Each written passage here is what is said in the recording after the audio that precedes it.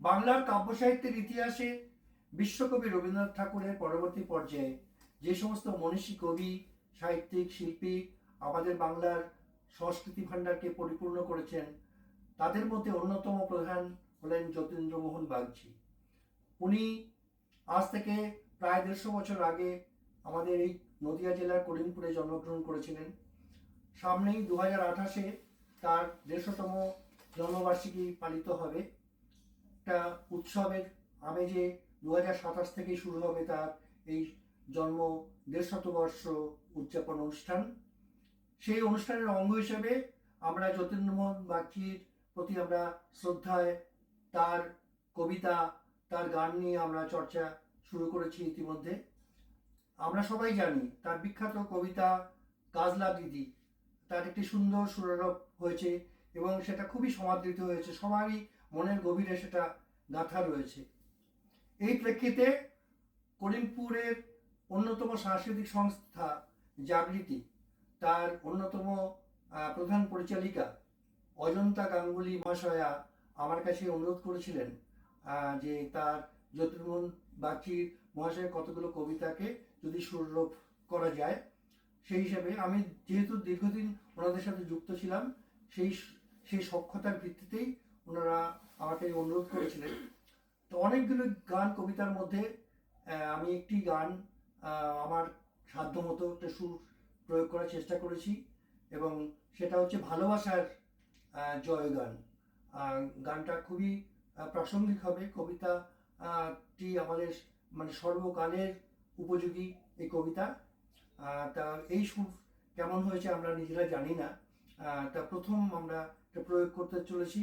আমাদের এখানে এই অনুষ্ঠানে উপস্থিত রয়েছে তবলায় সঙ্গতে মাননীয় শ্রী সৌমেন নন্দী, তার সাথে অন্যান্য কণ্ঠে যারা আছেন, বাদিক থেকে শ্রীমতী অর্পিতা পোদ্দার, শ্রীমতী টিনা দত্ত, সুব্রত সরকার, শ্রী সুস্মিত সরকার এবং শ্রী সায়ন্তন সরকার। আমাদের একটা ক্ষুদ্র প্রচেষ্টা, এই প্রচেষ্টার মাধ্যমে আমরা কবি যতীন্দ্রমোহন বাগচি মহাশয়কে আমাদের শ্রদ্ধা জ্ঞাপন করছি। নমস্কার।